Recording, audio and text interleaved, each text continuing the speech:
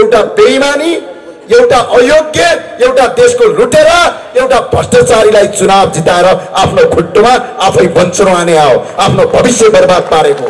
आज राजा नहुँदाखेरि कांग्रेस, कम्युनिस्ट, एमालेहरू एक अर्कासँग सडकमा नाराबाजी र झगडा गरेर यो देश बर्बाद पारे। त्यही भएर राजा एकताको सूत्र हो, त्यही भएर हामीले राजाको आवश्यकता ठान्यौँ यो देशमा। हामीले त्यतिकै हो। प्रधानमन्त्रीलाई आफ्नै निवासमा बनाउँछ, राष्ट्रपतिको अगाडि जान्छ, उफरगौडी हालेर बस्छ, यस्तो उफरगौडी, बुझ्नुभयो? तर हिजो राजा वीरेन्द्रले उफरगौडी हालेर बस्नुहुन्थ्यो, अमेरिकन राष्ट्रपति झुकेर बस्थ्यो। त्यो भएर हाम्रो देशमा राजाको आवश्यकता छ भने माने, त्यतिकै भनेका होइन। एउटा किराँतीको छोरा यो देशमा हिन्दू धर्म बचाउनुपर्छ भन्नुहुन्छ। जो कर्मले, जुन जन्मले हिन्दू हुनुहुन्छ तिनीहरू हिन्दू धर्म मास्नेलाई भोट हाल्नुहुन्छ। अनि तपाईको हात बन्दा बेइमानी, तपाईको हात बन्दा त्यो बेइमानी हात संसारमा कुनै पनि हात हुँदैन। कसैलाई सबैभन्दा बढी यो देशको माया छ भने राजा भन्दा अरू कसैलाई पनि माया हुँदैन, किनकि यो देश राजाको सम्पत्ति हो। सम्पत्तिको माया सबैलाई हो। अरूका नेताहरू भाडामा बसेका भाडा मायाका मान्छे हुन्, त्यही भएर यसलाई देशको माया छैन, त्यही भएर यो देशलाई कलङ्कार गरिराखेका छन्। राजा विदेशीलाई दास बनाउनलाई पनि यो देशमा आवश्यक छ भनेर हामीले राजतन्त्रको परिकल्पना गर्छौँ। जहाँ नेपाली भाषा बोल्दाखेरि कारबाही गर्छ भने त्यो स्कुल बन्द गर्नुहोस्। यो देश नेपाल हो, नेपाली बोल्न पाउनुपर्छ। यहाँ अङ्ग्रेजीको देश होइन यो। तपाईले घरमा बसेर तटस्थ गरेको होइन। एउटा बेइमानी, एउटा अयोग्य, एउटा देशको लुटेरा, एउटा भ्रष्टाचारीलाई चुनाव जिताएर आफ्नो खुट्टोमा आफै बन्चरो आने आओ, आफ्नो भविष्य बर्बाद पारेको। तपाईहरू यो हेटकार होस्। तर त्यहाँका गाउँपालिका मान्छेले धेरैले भोट हालेनन्। जम्मा भोट खस्यो कति? 155 को 150 वटा भोट खस्यो। चुनाव जित्नेले 112 भोट ल्याएर गाउँपालिकाको अध्यक्ष आज पनि पट्काइरहेछ, आज पनि देश लुटिरहेछ। अनि जसले चुनावमा भोट हालेनन् तिनीहरू त्यो लुटेराको दास बनिरहेका छन्। यो कुरा हेक्कार होस् र आज यो अवस्था हेर्नुहोस् त। यो देशमा अघिल्लो चुनावको डाटालाई केलाउनुहोस्, एकछिन पढ्नुहोस्, अध्ययन गर्नुहोस्, कति चुनावमा भोट खस्यो। अघिल्लो चुनावमा यो देशमा जम्मा 36 लाख र 35 लाख भोट ल्याएकाहरूले देशको 2/3 सरकार भने। टोटल जनसङ्ख्याको यदि त्यसलाई तपाईको यदि प्रतिशतमा हान्ने हो भने जम्मा 11% भोट हो। यदि जम्मा जति भोट खसेको छ त्यो भोटको जम्मा 44% हो। यदि जति तपाईको भोटर छन् त्यसको जम्मा 24% भोट ल्याएर यो देशको सत्ता 2/3 बहुमत भनेर फुरफुर गर्छन्। भोट आयो एमालेको 36 लाख, नेकपाहरूको 36 लाख आयो। तर 58 लाख मान्छेले भोट हालेन। 58 लाख ठुलो कि 36 लाख? त्यो 58 लाखले भोट हालेनन्। किन थाहा छ? बालै मतलब थिएन। तर 36 लाखले चुनाव जितेर 58 लाख भोट नहाल्नेलाई दास बनाए।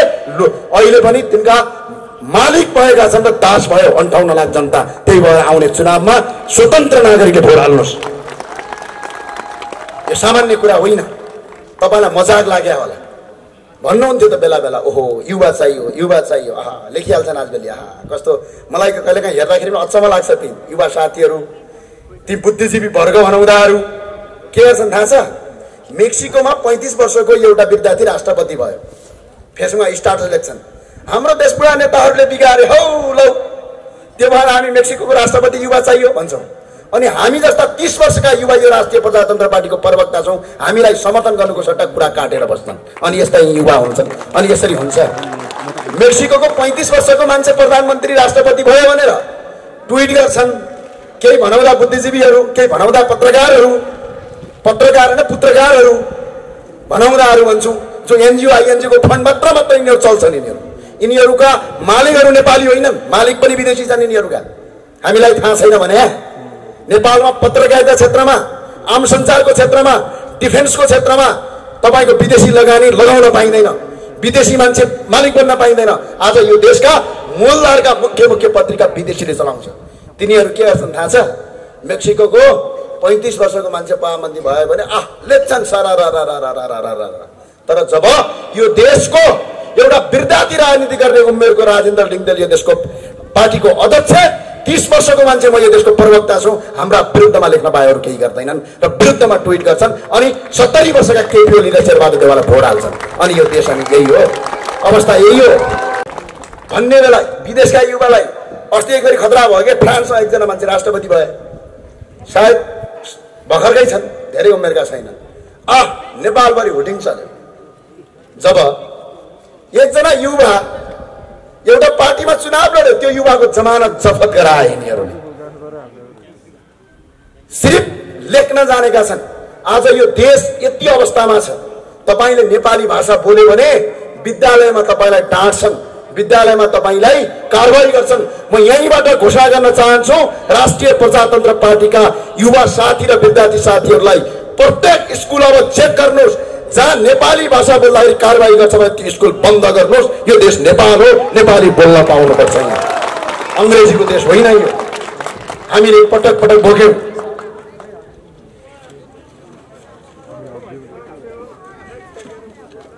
हेर्नुहोस्, अचम्म छ, कहिलेकाहीँ अचम्म लाग्छ मलाई। यति सुन्दर देश छ है, मलाई रमाइलो लाग्छ। हामी बस्न पाछौँ। भारतमा हामी पढ्दाखेरि यस्तै कार्यक्रम हुन्थे, एसी नलगाइकन फ्यान नचलाइकन कुनै पनि कार्यक्रम गर्न सकिँदैन। आज पनि भारतमा, साउदी अरबमा एसी नलगाएर हिँड्न पनि सकिँदैन। अमेरिका कस्तो देश छ थाहा छ तपाईँलाई? अमेरिकाको धेरै भूभाग चिसोमा उभिन नसक्ने चिसो, गर्मीमा सहन नसक्ने गर्मी हुन्छ। तर हाम्रो देश हिमाल छ, अगाडि बिचमा पहाड छ, तराई छ, जम्मा 17 किलोमिटर मात्र तलमाथि यदि सिधा हिँड्ने हो भने हरेक ठाउँको मौसम फरक छ। हिमालमा नभएको तरकारी हिउँदमा हुने हिमालको तराईको तरकारी बर्खामा तपाईँको हिमालमा हुन्छ। हाम्रो यस्तो सुन्दर देश आज विश्वको सबभन्दा गरिब छ। तपाईँको भर्खर जन्मेको छोरीले के सपना देख्छ?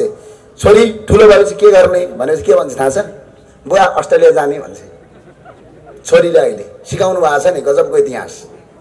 अनि छोरीले गएर नेपालीमा बोली भनेपछि तपाईँलाई ओहो संसारमै ठुलै गल्ती गरिहाल्यो कि के हो यसले। अनि अङ्ग्रेजी बोलेपछि छोरो त ठुलो विद्वान भएछ भनेर तपाईँहरू मक्ख पर्ने यो देश है। यो देश उल्टो गति भन्ने यही हो क्या। कहिलेकाहीँ उल्टो हिंसा हुन्छ नि, उल्टो गति भने यही हो। अनि आज हरेक युवाले यो देशमा भविष्य देख्दैन, हरेक नवजवान युवाले यो देशमा केही गर्न सकिँदैन भन्ने कुरा मेन्टालिटी भरिएको छ। यो सबै बनाउने तपाईँ पनि हो, हामी पनि, तपाईँ हामी जस्ता मान्छेले बनाएको। यसलाई परिवर्तन गर्न सक्नु, यही देशमा काम गर्न सकिन्छ, यही देशमा विकास गर्न सकिन्छ। यो देश मेरो हो, म यो देशको नागरिक हो भन्ने भित्री भावनाको विकास गर्न आवश्यक छ। चाहे त्यो माओवादी हो, चाहे त्यो एमाले हो, चाहे त्यो काङ्ग्रेस होस्, चाहे त्यो राप्रपा होस्, यो पार्टीको कुरा होइन। यो देशको आज सबभन्दा ठुलो रोग भनेको बेरोजगारी, सबभन्दा ठुलो रोग भनेको नेपालमा केही हुँदैन, सबका सब विदेशमा हुन्छ भने मनस्थिति दिमागमा पाल्नु। यो भाइरस हो, यो भाइरसको अन्त गर्न सक्नु अब हामी युवाको सबभन्दा ठुलो चुनौती हो। यो चुनौतीलाई आत्मसात गर्नुपर्छ। के छ देख्नु भएको छ घर? एकछिन युट्युबमा जानुहोस्, हाम्रो नेपालमा बनेका घर र सुडानमा बनेका घर हेर्नुहोस्, एउटै प्रकारका छन्। जहाँ जहाँ जमिन देख्यो त्यही त्यही घर बनाउने, जहाँ जहाँ उत्पादन हुने जमिन छ त्यही त्यही घर ठडाइहाल्ने। यही अवस्था यदि सिर्जित बन्यो भने, यही अवस्था यदि रह्यो भने चागुरामा आएर एउटा ज्ञानेन्द्र साईले भन्थ्यो भन्नु होला, अबको 30 देखि 40 वर्ष पछाडि भारतले चामल दिएन भने नेपालमा हाहाकार र भोकमरी पर्छ। यो अवस्था यो देशमा बन्यो आज। आफ्नो घरको टमाटर नखाने अनि अमेरिकाको पिज्जा र बर्गर माग्ने सन्तान जन्माउनु भएको छ। अहिले तपाईँहरूले सन्तान जन्माउनु भएको छ। घरको गाईको दुध नखाने, ओहो यो त गाईको दुध खानु हुँदैन, रूढिवादी हो रे, बुझ्नुभयो? अनि अमेरिकाको पेप्सी र ड्यू खाएर घरमा आउने सन्तान जन्मिया छन् अहिले यो देशमा। तपाईँहरूले जन्माउनु भएको छ। हामी व्यापारले पुराका पुरा पराजित भइसक्यौँ। तपाईँलाई थाहा छ, घरको अगाडिको गोलबेला टिपेर अचार बनाउँदैन। अनि अमेरिका र युरोपबाट आएको अचार भाटबटेर सुपर मार्केटमा गएर किनेर ल्याएर घर खान्छ। यस्तो किसिमको तपाईँको व्यवस्था भयो यो देशमा। एकपल्ट मलाई अचम्म लाग्यो, अचार खानु पर्यो भने गएँ म। हेर्नुहोस् है, त्यो करेला हुन्छ नि, करेला, तपाईँहरू बरेला भन्नुहुन्छ, हाम्रो जुम्लातिर करेलै भन्छन्। त्यो काँडा भएको के, त्यो चट्ट 4-5वटा पिस काटेर प्लास्टिकमा तेल हालेर चप्काएर भाटबटेरमा बेच्न राखेको रहेछ। कति हो यसको प्राइस भनेको? 240 रुपियाँ भन्यो। मैले किनेर ल्याएँ, के नहोला भन्ठाने, घर ल्याएर खोलेँ। जब त्यो भित्र खान थाल्छौँ त त्यही हाम्रो जुम्लातिर पाउने यहाँको बरेला भन्छ, त्यो बरेला रहेछ। अनि भोलिपल्ट बिहानपल्ट म त्यहाँ अगाडि तरकारी पसलमा गएँ, मेड इन सिङ्गापुर लेखेको थियो है फेरि त्यसमा। तल तरकारी पसलमा गएको किलोको कति छ बरेला हजुर भनेको किलोको 45 रुपियाँ किलो छ भन्यो क्या। सुन्नुहोस् है, जम्मा त्यो बरेला 4 कि 5 वटा मात्र बरेला थियो त्यसमा। मैले 250 हालेँ। पछि त्यसको मैले अनुसन्धान गर्दै यो कहाँबाट जाँदो रहेछ। नेपालमा भएको बरेला सिङ्गापुरले 30 रुपियाँ किलो 20 रुपियाँ किलो नेपालबाट उठाउने अनि उता पारी सिङ्गापुरमा लगेर तेल हाल्ने, त्यसलाई चप्काउने अनि जम्मा 30 रुपियाँ किलो बरेला 250 रुपियाँ 4 वटा मात्रै बरेला मात्र बेचेर फेरि नेपाललाई नै बेच्ने, नेपालको सामान विदेश लिने अनि फेरि नेपालीलाई बेच्ने। अनि तपाईँका छोराछोरी तपाईँका सम्भ्रान्त वर्गहरू भनाउँदाहरू ओहो के खाए, सिङ्गापुरको अचार खाए भनेर छिमेकीलाई सान हान्ने यो देशको परम्परा जबसम्म अन्त्य हुँदैन तबसम्म देश विकास हुँदैन। राष्ट्रिय प्रजातन्त्र पार्टीमा हामी त्यत्तिकै केटाकेटीको गुच्चा खेल्नलाई लागेका होइनौँ। हामी यो राजनीतिकमा त्यत्तिकै आएका होइनौँ। तपाईँलाई लाग्छ होला नेता बन्न त हिजो पनि नेता थियौँ त, अभियन्ता भएर जहाँ पनि गरेकै थिए, तपाईँहरूभन्दा ठुलो भिड हुन्थ्यो। आज बरु स्वतन्त्र नागरिक हामीसँग जोडिएका छैनन्। किन हामी जोडियौँ भने हामीसँग जम्मा 3टा विकल्प छन्। अब एउटा विकल्प यिनीहरूले देश लुटे, हामी टुलु हेरेर बस्ने। अर्को विकल्प यिनीहरू लुटेर आउन्, यिनै लुटेरासँग मिलेर देश लुट्ने। अर्को विकल्प यी लुटेर आउने चोर नि फटाउन्, हामी सबै मिलेर यिनका विरुद्ध सदन सङ्घर्ष गरेर यिनको अन्त्य गर्ने भन्यौँ। हामीले त्यो बाटो रोज्यौँ र त्यो भएर प्रजातन्त्र पार्टीमा आएको, रमाइलो गर्न आएको होइन। तपाईँलाई याद छ हिजो यतिखेर म लमजुङमा थिएँ। हिजो 4 वटा कार्यक्रम लमजुङमा गरियो, राति 8, 9, 10 बजेसम्म। राति सुत्न पाएको छैन, आज भक्तपुर आइएको छ। अझै 3 वटा कार्यक्रम छन् अनि तपाईँ यहाँ सेल्फी र फोटो खिच्न आएको भन्नुहुन्छ मलाई।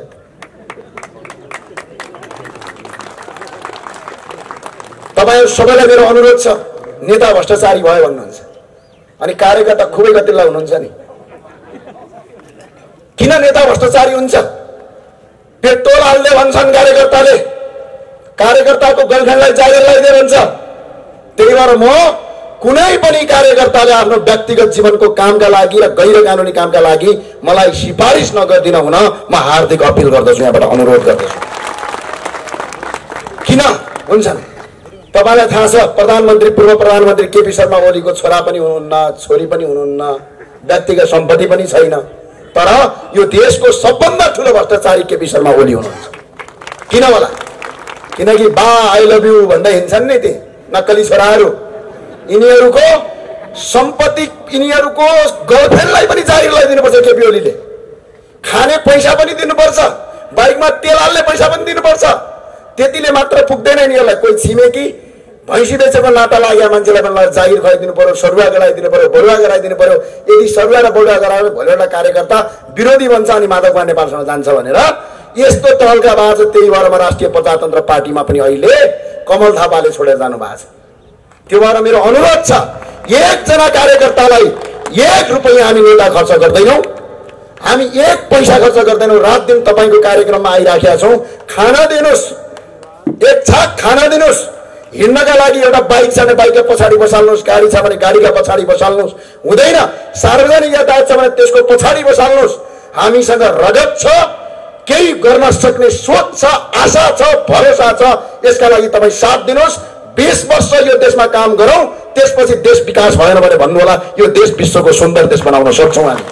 अहिले नै यहाँ राजा साहबले यहाँ कार्यक्रम गर्नुभएको छ, थाहा होला यो पीडा, मैले भन्नु पर्दैन। अहिलेदेखि नै दाई भन्ने होइन, दाई तेल हालिदिनुहोस्, त्यही भएर कार्यक्रममा आइन भन्ने। के का लागि हामीले तेल हालिदिने तपाईँहरूलाई? के का लागि हालिदिने? भोलि यो देश बन्यो भने हाम्रो सन्तान मात्रै पढ्ने हुन्, यो देश विकसित भयो भने हाम्रा सन्तानले मात्रै भोग्ने हुन्। नेता पनि बन रे, पैसा पनि देऊ रे, बाइकमा तेल पनि हालिदेऊ रे, कार्यक्रम पनि गरिदेऊ रे, चिया नास्ता पनि खुवाइदेऊ रे। यो बाबा हामी विनोद चौधरी हो भने नेता जस्तो भिकारी कोही पनि हुँदैन। तपाईँ धनी हुनुहोस्, हामी गरिब हुन्छौँ। हामी गरिब भयौँ भने तपाईँहरू जनता धनी भयो भने बत्ता देश बन्ने हो। संसारको सबभन्दा देश कतिखेर गरिब हुन्छ भने नेता धनी भयो भने देश बर्बाद हुन्छ। हामीलाई गरिबै हुन दिनुहोस्, तर 1 छाक खाना दिनुहोस्, काहीँ भेटेको बेला चिया खुवाउनुहोस्।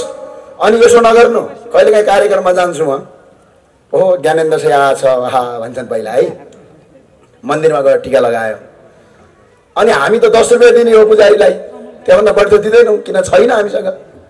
अनि के भन्छन् थाहा छ खास रुपियाँ यतापट्टि, ज्ञानेन्द्र साई आएको यार 5000 हल्ला भनेको त 10 रुपियाँ पो हाल्यो अरे है। सुन्नुहोस् है, हामी ज्ञानेन्द्र साई विनोद चौधरी हो नि, हामीसँग 10 रुपियाँ हल्ला पनि हामीले 10 पटक सोच्नुपर्छ। तपाईहरु हामीलाई भ्रष्टाचारी बनाउने कि नबनाउने भनेको नेपालका तमाम तपाईँ समर्थकको हातमा छ। तपाईँ निस्वार्थ चुनाव जिताइदिनुहोस्। 1 रुपियाँ पैसा खाएर होइन, 1 रुपियाँ पैसा नखाएर चुनाव जिताउनुहोस्। आफ्नो व्यक्तिगत स्वार्थभन्दा माथि राष्ट्रिय स्वार्थ राखेर चुनाव जिताउनुहोस्। त्यसपछि तपाईँको राम्रो मान्छेले काम गर्छ।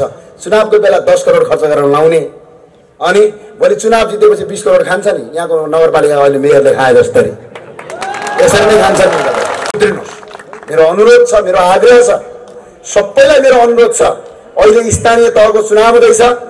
यो चाँगुनारायण नगरपालिकामा पनि राष्ट्रिय प्रजातन्त्र पार्टीका प्रत्येक यहाँका उम्मेदवारले कसम खानुपर्छ मन्दिरमा गएर भ्रष्टाचार गर्नु आफ्नी आमाको रगत खानु बराबर हो भनेर चुनावको उम्मेदवार घोषणा हुनभन्दा अगाडि। यदि गर्नु भएन भने आचार संहिताभित्र पर्दैन। चुनाव जितिसकेपछि त्यो कसम खानुहोस्। र अर्को, तपाईँ 1 रुपैयाँ पनि खर्च नगरेर चुनावमा जानुहोस्। जिते जितिन्छ, हारे हारिन्छ, तर चुनाव हारिन्छ जनताको मनबाट हारिँदैन, स्वाभिमानबाट हारिँदैन। आजकल बडा अचम्म भन्छन्, के भन्छन् थाहा छ? हामीलाई राजावादी भन्छन्। हामीलाई राजावादी भन्छन्, थाहा छ तपाईलाई? थाहा छ छैन? यो देशको माटोलाई माया गर्ने, यो देशको धर्मलाई माया गर्ने, यो देशको भूगोल र नेपाली माटोको सिद्धान्तलाई माया गर्नलाई राजावादी भन्दाखेरि हामीलाई गौरव लाग्छ।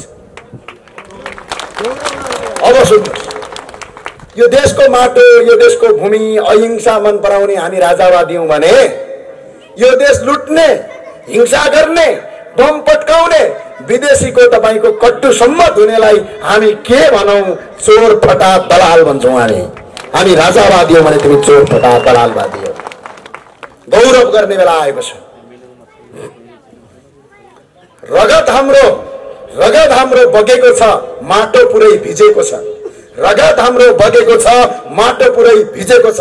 पूर्व मेचीदेखि पश्चिम महाकालीबाट रापरभा ज्राकज्रुक उठेको छ, ज्राकज्रुक उठेको छ। तपाईहरुलाई धेरै धेरै धन्यवाद छ। हामी विभिन्न आमसभामा गएका छौं, लहर चलेको छ, तर यो लहरलाई सही ठाउँमा सही रूपमा प्रयोग गर्न सक्नु अब हामी नेतृत्वको चुनौती पनि हो। यसलाई हामीले सही ठाउँमा सेफ ल्यान्डिङ गर्नुपर्छ। आज कार्यकर्ताहरू, पार्टीका विभिन्न नेताहरू उनका पार्टी छोडेर यहाँ आएका छन्, त्यत्तिकै आएका छैनन्। राजेन्द्र लिङ्गदेलज्यूको सोच, हाम्रा पार्टीका नेताहरूको विचार र आजसम्म भ्रष्टाचार नगरेका कारणले जनता जोडिएको हो। यी जनतालाई सही ठाउँमा राख्नु हाम्रो अब कर्तव्य हो। झुक्ने छैनन् शिरहरू, झुक्ने छैनन् शिरहरू जति काट्न खोजे पनि, झुक्ने छैनन् शिरहरू जति काट्न खोजे पनि, ढल्ने छैन आशाका किरणहरू, ढल्ने छैनन् आशाका किरणहरू जति बदनाम गर्न खोजे पनि, जति बदनाम गर्न खोजे पनि। आज भन्न चाहन्छु, तपाई जति सक्नुहुन्छ विभिन्न पार्टीका साथीहरू हामीलाई खोइल्याउनुहोस्। तपाईको जति हिम्मत छ अझै नङ्ग्याउनुहोस्, किनकि हामी गल्ती गरेका छैनौं। हिम्मत छ ज्ञानेन्द्र साईले 10 रुपियाँ खायो भन्ने, ल हिम्मत छ भने निकाल अडियो काण्ड, निकाल भिडियो काण्ड। एकपटक मैले भनेको थिएँ, के थाहा छ? यो देश तपाई हाम्रा पुर्खाले आर्जेका हुन् भनेको थिएँ, अनि यो देश के अंग्रेजका पुर्खाले आर्जिया हो? हामी नेपालीकै पुर्खाले आर्जेको हो। यो अडियो काटेर खुब भाइरल गरिरहेछन्। अझै काट, अझै हाल, अझै भाइरल गर यो, किनकि यो देश आज पनि हामी छाती खोलेर भन्छौं, तपाई हाम्रा पुर्खाले आर्जेको हो, अंग्रेजका पुर्खाले आर्जे होइन। गरियो संसारमा सबभन्दा ठूलो कुरा ईमान हुन्छ, बेईमानहरू हुँदैन। ईमानलाई आत्मसात गरौं, मुलुकको बाटोको रूपान्तरण गरौं। कतिसम्म समस्या छ? कहाँ जाने भन्नु त मलाई? कहाँ जाने? अहिले अन्याय पर्यो, अदालतका अगाडि तपाईँ जानुभयो, कसैले तपाईलाई अन्याय गर्यो भने अदालत जानुहुन्छ, अदालतले चर्को फिस लिन्छ। अनि तपाईँ के भन्नुहुन्छ त्यो अधिवक्तालाई? कस्तो उल्टो गतिमा नेपालको समाज गयो जस्तो लाग्छ मलाई त। थाहा छ, वरिष्ठ ठुलो वकिल भनेको त ठुलो पैसा कमाउने रे है। समाजमा छन् नि ठुल्ठुला वकिलहरू जसका कार्यालयहरू यसो गरी हेऱ्यो भने माथिबाट टोपी खस्ने अफिसमा हुन्छन्। अनि समाजमा सबभन्दा अगाडि आएर त्यसैले तपाईँ टिका लाउनुहुन्छ। अनि के भन्नुहुन्छ? ठुलै वकिल रे, अनि सम्मान दिने रे। तपाईँलाई याद छ वकिलको अधिकार ठुलो हुन्छ? जब तेरे चोर फटा अपराधीलाई अदालतबाट जिताउँछ, मोटो रकम लिन्छ, तपाईँको रगत चुस्छ, त्यो मान्छे ठुलो वकिल बन्छ। अनि तपाईँ त्यही ठुलो वकिललाई माला लाउनुहुन्छ। यो समाज आज त्यसरी बिग्रेको छ। बेरोजगारी छ आज। यो देशको बेरोजगारीको मुख्य स्रोत भनेको तपाईँ हामी हो। तपाईँ हामीले कल कारखाना खोल्ने मान्छेलाई सम्मान गरेर उसलाई कल कारखाना खोल्न लगाउनुको सट्टा चन्दा माग्यौं, बम पट्कायौं अनि विदेश पठायौं। अनि यही देशको सामान प्रयोग गरेर लाउनुको सट्टा हाम्रा बाबुबाजेले अहिले पनि हाम्रो देशको कपडा लाउनुहुन्छ। त्यो कपडा लगाउँदाखेरि तपाईँ घिन मान्नुहुन्छ। यो देश आज अविकसित हुनुको पछाडिको मुख्य कारण तपाईँ हामी हो। यहाँ अरू कोही पनि होइन। विदेशी आयो भन्छन्। यो देशमा तपाईँ हामी यदि शक्तिशाली भइदिया भए, तपाईँ हामी यदि मजबुत भइदिया भए विदेशीले आएर यहाँ शासन गर्न सक्छ, हिम्मत छ। उदाहरणका लागि तपाईँको घरमा तपाईँ बलियो हुनुहुन्छ भने तपाईँको घर अर्को छिमेकीले भाड्न सक्दैन। तपाईँको घर बलियो नभएका कारणले गर्दा छिमेकीले भाड्छ र त्यसमा तपाईँको घरै ध्वस्त पार्छ। आज कांग्रेस, एमाले, माओवादीहरू आपसमा लडेर यो देश विदेशीले लग्यो र विदेशीले अहिले शासन गरिरहेछ यो देशमा। हिजो नेपाल प्रहरीको आइजिपी बनाउनका लागि इन्डियन एम्बेसीलाई सोध्ने रे, ए बाबु सोध्छौ किन? ढोटी टोपी फुकालेर जाऊ न, पाउ पर, त्यसपछि यो देशमा तिमीलाई जनताले गद्दार हो भनेर घोषणा गर्नेछ। यस्तो अवस्था आयो आज यो देशमा। थाहा छ तपाईहरुलाई, बिहान बेलुका यो देशमा केही पनि हुँदैन भन्ने विकास भयो। एउटा म शिक्षाको बारेमा अलिकति कुरा गर्न चाहे। त्रिचन्द्रमा हामी पढ्दाखेरि हामी 3 जना साथी थियौं। एकजना साथी कलेजै नआउने, जहिले पनि त्यसको होमवर्कसम्म हामीले गरिदिनु पर्ने, आउँदैन आउने। ऊ त्यहाँ मछे गाउँतिरको एकजना नेवा समुदायको साथी हुनुहुन्थ्यो। एकजना साथी पूर्वी नेपालको हुनुहुन्थ्यो, बडा धरुन्दार हुनुहुन्थ्यो, पढन्थे 1 नम्बर पढ्ने है। अब हामी चाहिँ मध्यम वर्गीय थियौं, त्यति ट्यालेन्ट पनि थिएनौं, त्यति धेरै पढ्दै नपढ्ने पनि थिएनौं। त्यसपछि हाम्रो पढाइ सकियो। त्यसपछि हामी बाहिर पढ्न गए। म साथीहरु बीचमा केही सम्पर्क भएन। करिब 10-11 वर्ष पछाडि अस्ति त्यो साथीको मेरो भेट भयो। त्यसपछि हामीले भन्यौं, ओ हाम्रो त्यो कलेज पढेका साथीहरु चाहिँ भेटघाट गर्नु पर्यो भन्यौं। हामी भेटघाट गर्यौं। जो हाम्रो कलेजमा, हाम्रो स्कुलमा जुन टपर थियो नि, त्यो टपर अहिले पनि 35,000 रुपैयाँमा अर्काको स्कुलमा पढाउने काम गर्छ। हाम्रो ब्याचमा जो सबभन्दा तपाईको लुजर थियो नि, जसले पढ्न पनि राम्रोसँग आउँदैन थियो, त्यो अहिले 65 जना मान्छेलाई रोजगारी दिएर बसेको छ। अब तपाईले मलाई भनिदिनु पर्यो, म विद्वान कसलाई भन्नु? मेरो कलेजमा ए स्क्वायर प्लस बी स्क्वायर जानेको टपरलाई म विद्वान भन्नु कि सर्टिफिकेट हैन भने उ त पीएचडी पनि गरिसक्यो, करिब पीएचडी को लाइनमा छ। अब 1-2 वर्षपछि डाक्टर साहब बन्छ। अब म त्यसलाई विद्वान भन्नु कि जो आफै उभिन नसकेर अर्काकोमा जागिर खाएर बसिराखेको छ? त्यसलाई म विद्वान भन्नु कि जसले आफू त बाँचेको छ 65 जनाको परिवार पनि पालेको छ र 65 जनालाई रोजगार पनि दिएको छ, तर त्यसको सर्टिफिकेट आईएससी पनि पास गरेको छैन। अब म विद्वान कसलाई भन्नु? नेपाली सोसाइटीले, नेपाली समाजले ए स्क्वायर प्लस बी स्क्वायर जानेका रटन्ते बहादुरलाई विद्वान भन्छ, जसले क्रिएसन गरेर काम गरे त्यसलाई गवार भन्छ। जबसम्म यो देशमा यो किसिमको पद्धतिको अन्त्य हुँदैन तबसम्म यो देशमा केही पनि हुँदैन। यो अब हामीले चुनौतीका साथ अगाडि गर्नुपर्छ। म अहिले पनि विद्वान त्यो सर्टिफिकेट लगेकोलाई भन्दिन। विद्वान जसले आफूले मात्र जानेन, अरूलाई सिकाएर अरूलाई पेट पाल्न सिकायो, विद्वान मेरा लागि त्यो टपर हो। त्यसका लागि मैले आग्रह गरेँ, अबको शिक्षा नीति बिल्कुलै परिमार्जन गर्न आवश्यक छ। तपाईहरुलाई थाहा छ, तपाईका छोराछोरी जति पढे त्यति बिग्रिया किन हुन्छ? एकछिन सम्झिनुस् त।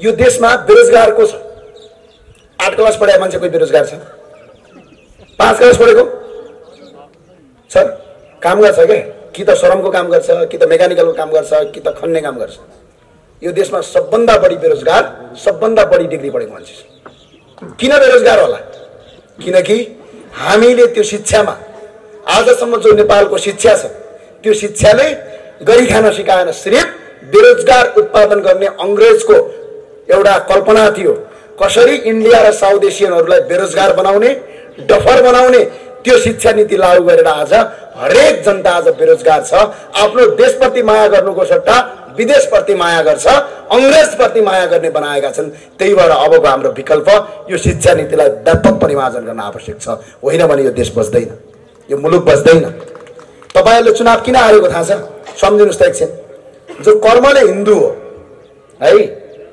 यसो हात गर्छ रक्तिम क्रान्तिकारी भन्छ गएर जसले हिन्दू धर्ममा छ त्यसैलाई भोट हाल्छ सम्झिनुस् एकछिन तपाई जो कर्मले हिन्दू हुन्छ जो तपाई जन्मले हिन्दू हुनुहुन्छ जसले यो देशको हिन्दूलाई मार्यो जसले मन्दिरमा मान्छे काट्यो जसले मन्दिरमा गएर दिशा गर्यो आज उसैलाई तपाईले चुनाव जिताएर 64 सालमा सबभन्दा ठुलो दल बनाइनु किन किनकि तपाईको सोच तपाईको विचार बिल्कुलै विदेशवादी बनेको छ यसलाई परिमार्जन नगर्दासम्म राष्ट्रिय प्रजातन्त्र पार्टीले चुनाव जित्दैन यसलाई परिमार्जन गर्न आवश्यक छ आज अघि नै भनिसक्नुभयो एउटा किराँतको छोरा धर्ममा अहिले पनि हाम्रो अध्यक्षले कोलममा किराँत लेख्नुहुन्छ एउटा किराँतीको छोरा यो देशमा हिन्दू धर्म बचाउनु पर्छ भन्नुहुन्छ जो कर्मले जुन जन्मले हिन्दू हुनुहुन्छ तिनीहरू हिन्दू धर्म मास्नेलाई भोट हाल्नुहुन्छ अनि तपाईको हात बन्दा बेइमानी तपाईको हात बन्दा त्यो बेइमानी हात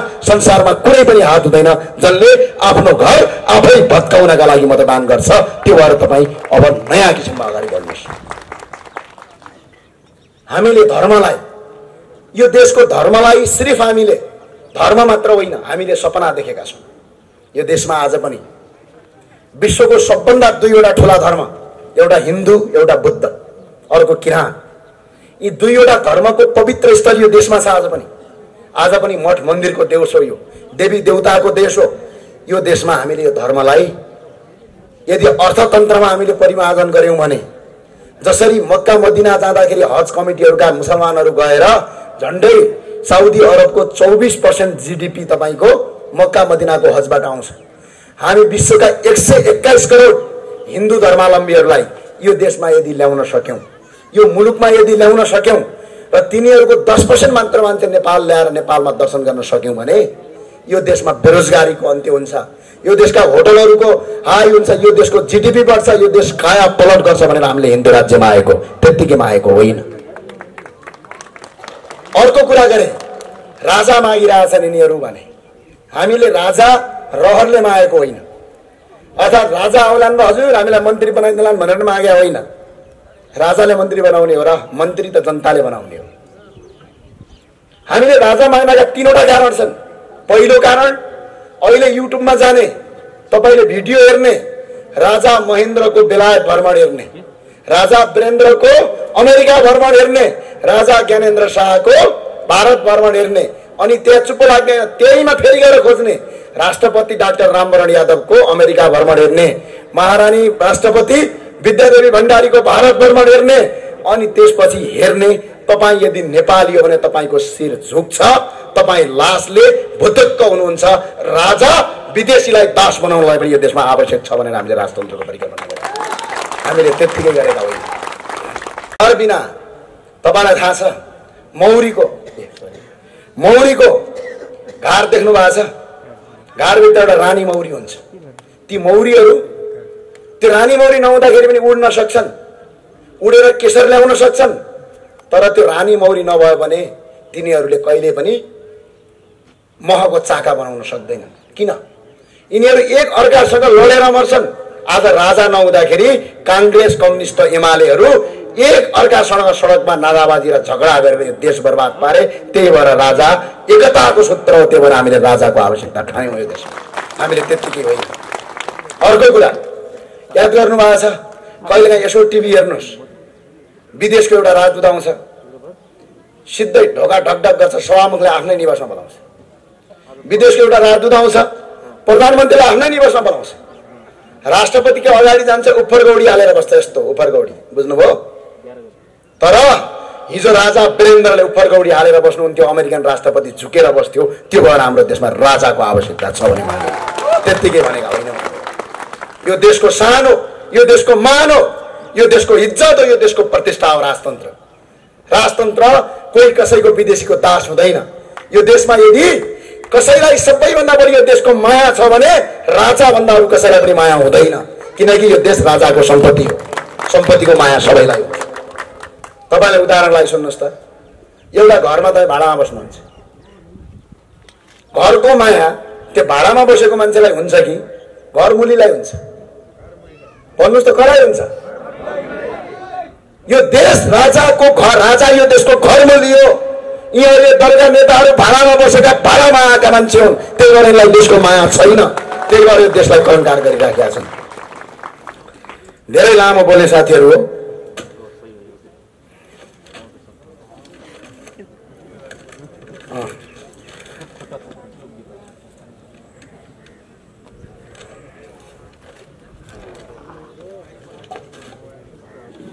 धेरैले भने राष्ट्रिय प्रजातन्त्र पार्टीका कार्यकर्ताहरू आउलान् अनि यसो मुङ्ग्रो देखाउला र तर्साउला सोचिया होलान्,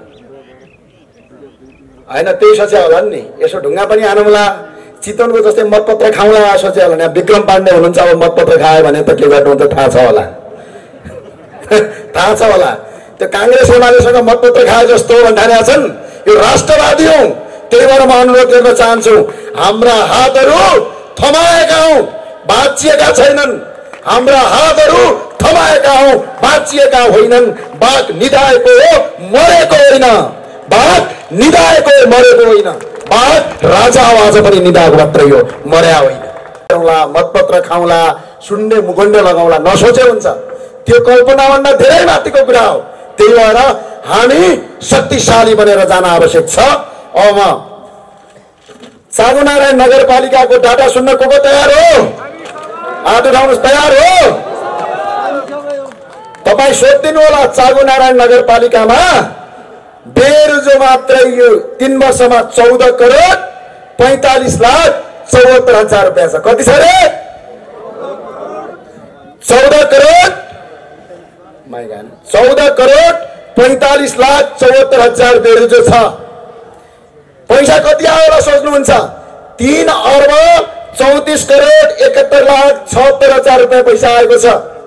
मोज मस्तीमा चाँगुनारायण नगरपालिकाका जनप्रतिनिधिहरूले 28 करोड 89,89,28,000 मोज मस्ती गर्नुभएको छ। एकपटक रापरवालाई जिताउनुहोस्, यही रकम असुल उपर गरेर जनतालाई स्वास्थ्य र शिक्षा निःशुल्क गर्छौँ हामी। अरू कर उठाउनु पर्दैन। कर उठाउने कुरा गरेनौँ हामी, कर बढाउँदा पनि बढाउँदैनौँ। हामी करलाई पारदर्शिता बनाउँछौँ। भ्रष्टाचारलाई अन्त्य गरेर यो देशमा स्वास्थ्य र शिक्षा निःशुल्क गर्ने प्रतिबद्धता गरेका छौँ। यसका लागि तपाईँको साथ र समर्थन आवश्यक छ। याद छ तपाईँलाई टर्ली बस चल्थ्यो, कहाँ गयो? कागज कारखाना थियो, कहाँ गयो? साराका सारा बेचेर खाने अनि तिनै बेच्नेलाई भोट हाल्ने काङ्ग्रेस कम्युनिस्टका साथीहरू हो। अब किता कार्ड क्लियर भयो। एउटा देशद्रोही भ्रष्टाचारी अपराधीको किता, एउटा राष्ट्रभक्ति र यो देशको धर्म संस्कृति र भ्रष्टाचार विरुद्धको किता। काङ्ग्रेस कम्युनिस्टका जति पनि राष्ट्रवादी साथीहरू छन्, आउनुहोस्, फुलमाला लगाउनुहोस्, तपाईँ गद्दारका विरुद्धमा लड्न हामीलाई साथ दिनुहोस्। हस्, जाँदा भन्छु, राष्ट्रिय प्रजातन्त्र पार्टी जिन्दाबाद। जोश आएन।